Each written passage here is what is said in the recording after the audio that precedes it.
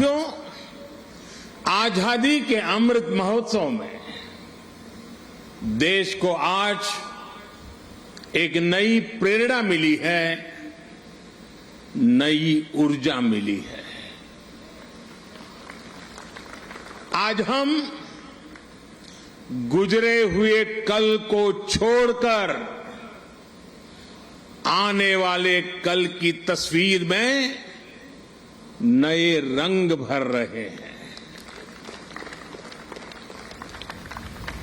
आज जो हर तरफ ये नई आभा दिख रही है, वो नए भारत के आत्मविश्वास की आभा है। गुलामी का प्रतीक किंग्स वे यानी राजपथ आज से इतिहास की बात हो गया है, हमेशा के लिए मिट गया है। आज कर्तव्य पथ के रूप में नए इतिहास का सृजन हुआ है। मैं सभी देशवासियों को आजादी के इस अमृत काल में गुलामी की एक और पहचान से मुक्ति के लिए बहुत बहुत बधाई देता हूं। साथियों, आज इंडिया गेट के समीप हमारे राष्ट्र नायक नेताजी सुभाष चंद्र बोस की विशाल प्रतिमा भी, मूर्ति भी स्थापित हुई है। गुलामी के समय यहां ब्रिटिश राज सत्ता के प्रतिनिधि की प्रतिमा लगी हुई थी। आज देश ने उसी स्थान पर नेताजी की मूर्ति की स्थापना करके आधुनिक और सशक्त भारत की प्राण प्रतिष्ठा भी कर दी है। वाकई ये अवसर ऐतिहासिक है, ये अवसर अभूतपूर्व है।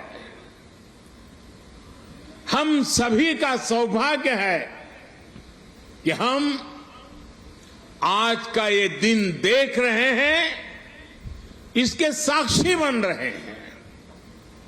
साथियों, सुभाष चंद्र बोस ऐसे महामानव थे जो पद और संसाधनों की चुनौती से परे थे।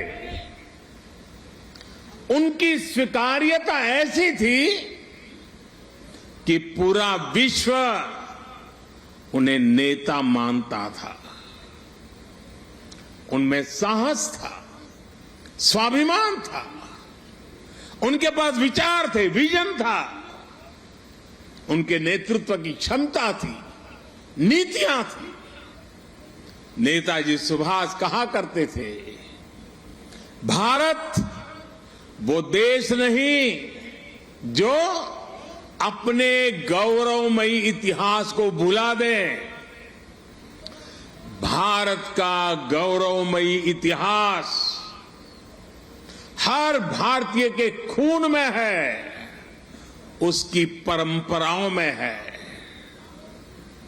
नेताजी सुभाष भारत की विरासत पर गर्व करते थे और भारत को जल्द से जल्द आधुनिक भी बनाना चाहते थे।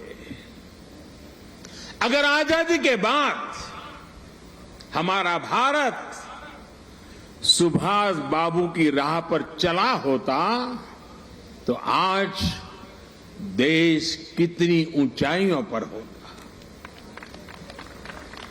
लेकिन दुर्भाग्य से आजादी के बाद हमारे इस महानायक को भुला दिया गया। उनके विचारों को, उनसे जुड़े प्रतीकों तक को नजरअंदाज कर दिया गया। सुभाष बाबू के 125वें जयंती वर्ष के आयोजन के अवसर पर मुझे कोलकाता में उनके घर जाने का सौभाग्य मिला था। नेताजी से जुड़े स्थान पर उनकी जो अनंत ऊर्जा थी, मैंने उसे महसूस किया।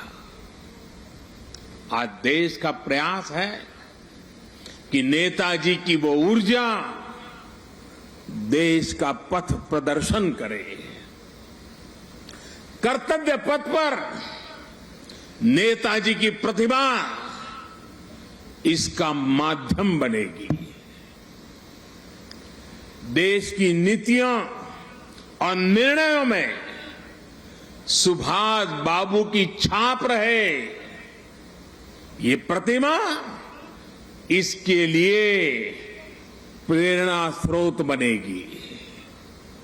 भाइयों और बहनों, पिछले 8 वर्षों में हमने एक के बाद एक ऐसे कितने ही निर्णय लिए हैं जिन पर नेताजी के आदर्शों और सपनों की छाप है। नेताजी सुभाष अखंड भारत के पहले प्रधान थे जिन्होंने 1947 से भी पहले अंडमान को आजाद कराकर तिरंगा फहराया था। उस वक्त उन्होंने कल्पना की थी कि लाल किले पर तिरंगा फहराने की क्या अनुभूति होगी। इस अनुभूति का साक्षात्कार मैंने स्वयं किया जब मुझे आजाद हिंद सरकार के 75 वर्ष होने पर लाल किले पर तिरंगा फहराने का सौभाग्य मिला। हमारी ही सरकार के प्रयास से लाल किले में नेताजी और आजाद हिंद फौज से जुड़ा म्यूजियम भी बनाया गया है। साथियों, मैं वो दिन भूल नहीं सकता जब 2019 में गणतंत्र दिवस की परेड में आजाद हिंद फौज के सिपाहियों ने भी हिस्सा लिया था। इस सम्मान का उन्हें दशकों से इंतजार था।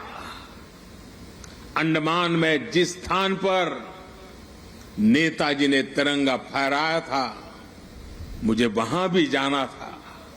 जाने का अवसर मिला, तिरंगा फहराने का सौभाग्य मिला। वो क्षण हर देशवासी के लिए गर्व का क्षण था। भाइयों और बहनों, अंडमान के वो द्वीप जिसे नेताजी ने सबसे पहले आजादी दिलाई थी, वो भी कुछ समय पहले तक गुलामी की निशानियों को ढोने के लिए मजबूर थे। आजाद भारत में भी उन द्वीपों के नाम अंग्रेजी शासकों के नाम पर थे। हमने गुलामी की उन निशानियों को मिटाकर इन द्वीपों को नेताजी सुभाष से जोड़कर भारतीय नाम दिए, भारतीय पहचान दी। साथियों, आजादी के 75 वर्ष पूरे होने पर देश ने अपने लिए 5 प्राणों का विजन रखा है।